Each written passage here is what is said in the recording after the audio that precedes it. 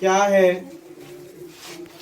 X cube x की power 5 x की power 7 dot dot dot n terms. X cube x 5 x 7 dot dot dot n terms तक का सम निकालना है। तो a बराबर क्या है एक्स क्यूब है, a बराबर एक्स क्यूब है, r बराबर क्या हुआ एक्स 5 अपॉन एक्स क्यूब मतलब एक्स स्क्वायर। ए हो गया एक्स क्यूब, आर हो गया एक्स स्क्वायर, एन तो एन है ही, ठीक है। तो इसका फॉर्मूला क्या होगा, क्या होगा फॉर्मूला, ए सम का फॉर्मूला आर की power n minus one upon r minus one, यही तो होता है सम का formula. S n equals to a r की power n minus one upon r minus one. तो ए की जगह क्या रखें एक्स क्यूब, आर की जगह क्या रखें एक्स स्क्वायर, और आर की जगह क्या रखें एक्स स्क्वायर, हो गया बस। Is that clear? नोट करिए 11, बहुत ध्यान से समझना जरा इधर। सिग्मा 11 के इज इक्वल्स टू 1 2 प्लस 3 की पावर के, ये है। अब एक चीज समझिए, के की जगह 1 रखेंगे, सिग्मा का मतलब क्या होता है सम, सिग्मा का हमेशा मतलब क्या समझना सम, तो इसका सम निकालना है। तो 2 प्लस 3 की पावर 1 2 प्लस 3 की पावर 2 2 प्लस 3 की पावर 3 2 प्लस 3 की power 4 plus dot dot 2 plus 3 की पावर 11, ये है इसका मतलब के की वैल्यू 1 से लेके 11 तक रखनी है और सम करना है। सिग्मा का मतलब सम, के की वैल्यू 1 और के की वैल्यू 11, तो 1 से लेके 11 तक उसका सम करना है। तो अब चीज देखना जरा इधर देखो, ये 2 2 2 2 11 बार है, तो 11 इंटू 2 हो जाएगी, हो जाएगी नहीं हो जाएगी, ठीक। प्लस 3 की पावर 1 3 की पावर 2 3 की पावर 3 प्लस डॉट डॉट 3 की पावर 11 अलग, कोई डाउट? तो 11 2 जा कितना हो जाएगा 22 हो जाएगा, और 3 की पावर 1 3 की पावर 2 3 की पावर, ये जीपी बन गई ना। तो फॉर्मूला क्या होता है, ए आर की power n minus one upon r minus one. अब जरा बताना जरा, ए क्या है 3 है, आर क्या है वो भी 3 है, एन कितना है 11 है, और आर कितना है 3 माइनस 1। बात समझ में आई? ए पहला टर्म होता, आर होता second term upon first term, तो 3 आया, और एन की जगह 11 माइनस 1 अपॉन 3 माइनस 1, तो कितना हो गया 22 प्लस 3 इंटू 3 की पावर 11 माइनस 1 अपॉन 2। अब ये 22 2 या 44 हो गया, पहले इसको सॉल्व कर लो, बाद में एलसीएम लेंगे। 3 की पावर 11 कितना हुआ, करिए सॉल्व इसको अपने आप। The sum of first three terms of a GP is 39 upon 10 and their product is 1. Find the common ratio and the terms. अब जब भी जैसे एपी में ध्यान करो, पिछले जो आपने 10th में पढ़ा था, जब भी 3 टर्म्स मानने होते थे तो आप मानते थे a माइनस डी, ए और a प्लस डी, याद आया? और जब 4 टर्म्स मानने होते थे तो a minus 2d, a minus D, a plus D और a प्लस 2d, ऐसा कुछ मानते थे, ठीक है। तो उसी तरीके से अब जीपी में अगर 3 टर्म्स मानने को आए तो लेट करेंगे, let the 3 terms in GP is a upon r, a और a आर। अगर 3 टर्म्स आए तो 3 टर्म्स क्या होंगे, a अपॉन आर, a और a आर। अब अकॉर्डिंग टू क्वेश्चन क्या है, जरा आप पढ़ो, तुम पढ़ो Shiva, Ravi, sorry Ravi. The sum of first is 39 upon 10. एक minute, sum of 3 terms of a GP is 39 upon 10, उनका जोड़ 39 अपॉन 10 के बराबर है। आगे, And the product is 1. Find the और इसका प्रोडक्ट 1 है, ठीक है।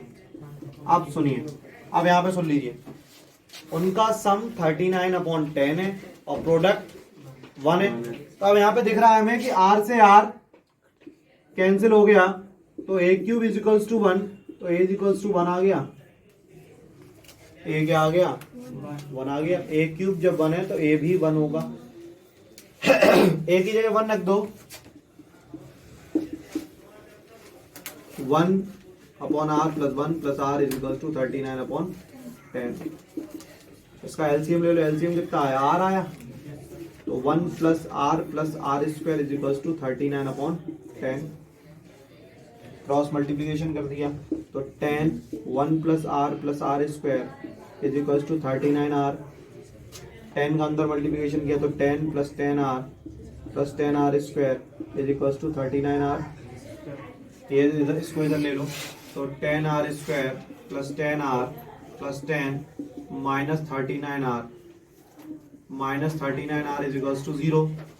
तो यहाँ पे क्या हो गया? 10r square minus 29r plus 10 is equals to 0। तो 10r स्क्वायर माइनस इसके देखो फैक्टर, 10 10 या 100, 25 प्लस 4 इज इक्वल्स टू 0। तो यहाँ पे ब्रैकेट ओपन करेंगे, यहाँ पे 5r कॉमन लिया, यहाँ पे 2 कॉमन लिया तो 2r माइनस 5, तो 2r माइनस 5 कॉमन लिया तो 5r minus 2 is equals to 0। तो यहाँ पे r की दो वैल्यू निकल के आएंगी। पहली क्या आएगी? 2r माइनस 5 बराबर 0, तो 2r बराबर 5, तो r बराबर 5/2। दूसरी क्या आएगी? 5r माइनस 2 बराबर 0, तो 5r बराबर 2, तो r बराबर 2/5। r की वैल्यू दो निकल के आएंगी। अब आगे सुनो, a/r,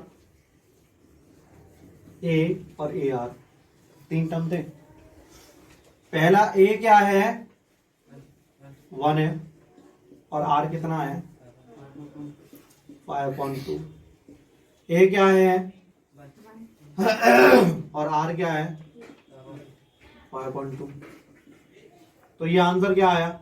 2/5, 1 और 5/2। ठीक है, अब आगे सुनो, ये तो क्या हो गया जब r 5/2 था। अब जब r 2/5 है तो आंसर निकाल दो। तो क्या निकलेगा? a/r, a और ar है ना, तो a की जगह 1 और r की जगह क्या आएगा? 2/5। a की जगह 1 और a की जगह 1 और r की जगह, तो ये 5/2, 1 और 2/5 हो गया। कोई डाउट है? कोई दिक्कत है? तो इसके दो आंसर होंगे, या तो ये होगा और या ये होगा। नोट करिए। 13th क्वेश्चन क्या है उसको समझिए। How many terms of GP? 3, 3 square, 3 cube, dot 120। Give the sum 120, मतलब सम क्या है? 120। ठीक है, I needed to give the sum 120। तो सबसे पहले एक चीज समझ लो जरा, SN दिया है 120, A बराबर दिया है 3, R बराबर दिया है 3 स्क्वायर अपॉन 3 मतलब 3। कोई दिक्कत है यहाँ तक? कोई दिक्कत है? नहीं। तो SN का फॉर्मूला होता क्या है? जब R 3 है तो A R की power n minus 1 upon R minus 1, यही तो होगा। SN की जगह 120, A की जगह क्या लिखेंगे? 3, R की जगह क्या लिखेंगे? 3 की power n minus 1 upon 3 minus 1। तो क्या हो गया? 120 इज इक्वल्स टू 3/2, 3 की पावर n माइनस 1। तो 120 इंटू 2/3 इज इक्वल्स टू 3 की पावर n माइनस 1। तो 3 4 जा 12। ठीक है, तो 80 माइनस 1 मतलब माइनस 1 इधर आएगा, माइनस 1 इधर आएगा तो क्या हो जाएगा? प्लस 1। तो ये आ गया 81 इज इक्वल्स टू 3 की पावर n, और 3 की पावर कितना हुआ? 3 3 9, 9 3 27, 27 3 जा 81। तो n की वैल्यू क्या आ गई? हो गया। समझ में आ गई कि नहीं आ गई? क्वेश्चन नंबर 14, एक्सरसाइज 9.3 का क्वेश्चन नंबर 14 क्या है? 14 है sum of first three terms of GP is 16 and the sum of next three terms is 128. Determine the first term, common ratio and sum to n terms of the GP. मतलब क्या है? अब इन्होंने 6 terms लिए, ठीक है? तो 6 terms के लिए क्या कोई एक सीरीज ही मान लो पूरी, वो सीरीज हमने लेट कर ली. लेट द सीरीज भी ए r square, A R cube, A R 4, A R 5. 6 terms हो गए, 1 2 3 4 5 6. ठीक है, उन्होंने कहा कि स्टार्टिंग के 3 टर्म्स का जोड़, स्टार्टिंग के 3 टर्म्स का जोड़ कितना है? 16 है. तो a plus a are plus a r square बराबर 16 अकॉर्डिंग टू क्वेश्चन. ये दिया है ना सवाल में. a plus a r square is equal to 16 and the sum of next three terms is 128.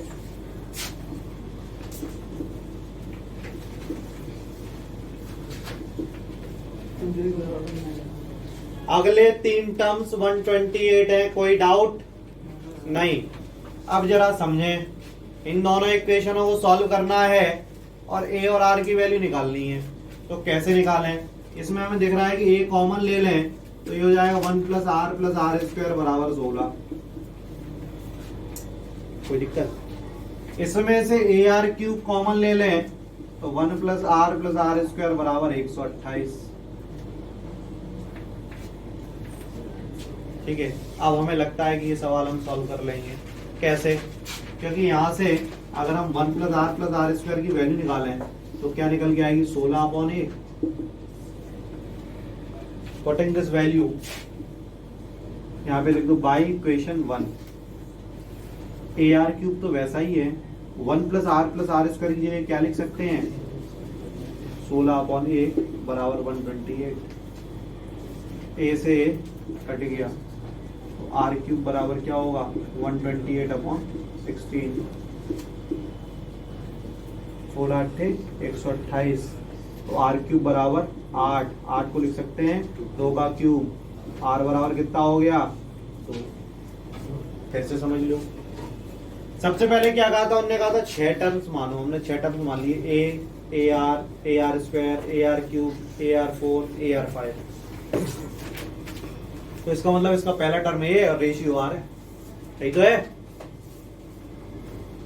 Starting के 3 टर्म्स का सम 16 है और नेक्स्ट 3 टर्म्स का सम 128 है. तो यहां से अगर हम a कॉमन ले ले तो 1 प्लस आर स्क्वायर बराबर 16. तो 1 प्लस आर स्क्वायर बराबर 16/8. ये पहली इक्वेशन हो गई. कोई डाउट है? नहीं. आगे सुनो, next 3 terms A R cube, A R 4, A R 5 बराबर 128. तो ए आर क्यूब कॉमन ले लो तो 1 प्लस आर स्क्वायर बराबर 128. ठीक है, तो by equation 1 plus r square की जगह 16/a लिख दिया. ए से ये कट गया, 16 का डिवाइड दे दिया तो आर क्यूब बराबर 8 आ गया. तो आर क्यूब बराबर 2 का क्यूब हो गया तो आर बराबर 2 हो गया. कोई दिक्कत है? आर की वैल्यू 2 निकल आई. अब आर की वैल्यू 2 यहाँ पे रखो. 1 प्लस 2 का square is equal to 16/8. 1 plus 2 plus 4 is equal to 16/8. 7 is equal to 16/8. A बराबर 16/7. ए बराबर 16/7. कोई डाउट नहीं. ए की वैल्यू आ गई और आर की वैल्यू आ गई. अब हमें क्या निकालना था? हमें क्या निकालना है इस क्वेश्चन में? देखिए,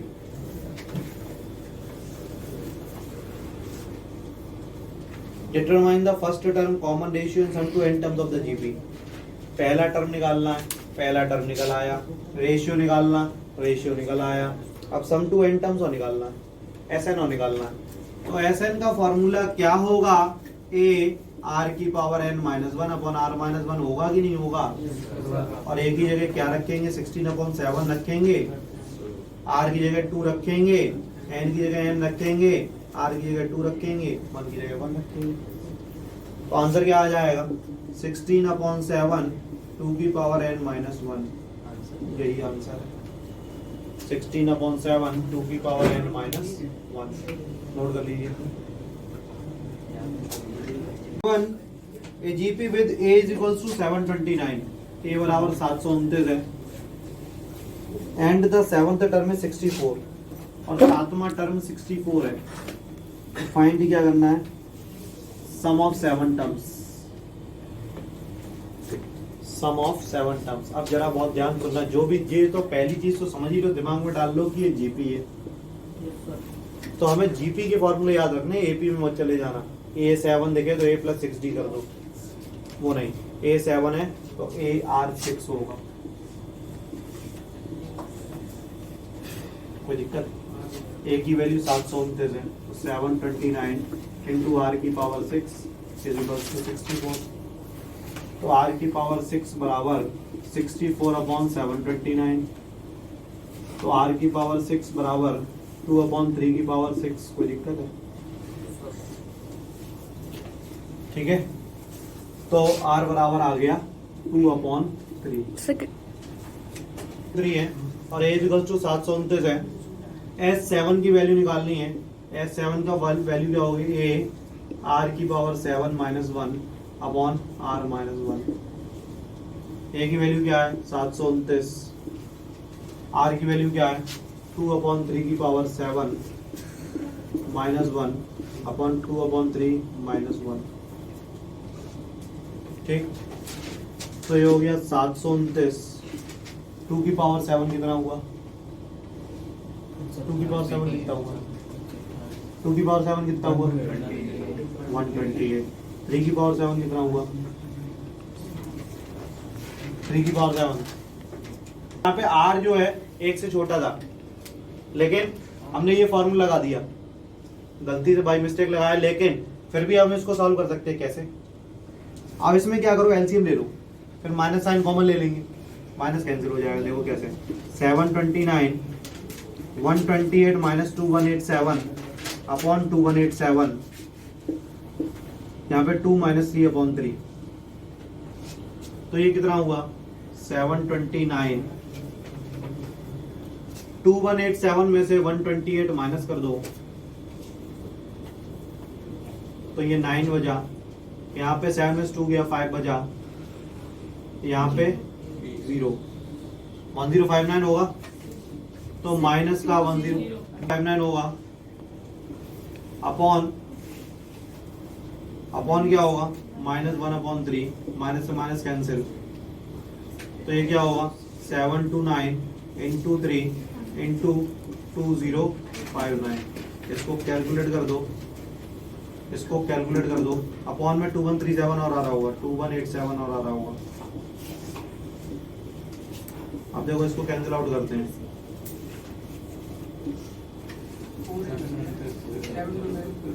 2059 आंसर आ रहा होगा, नोट करिए।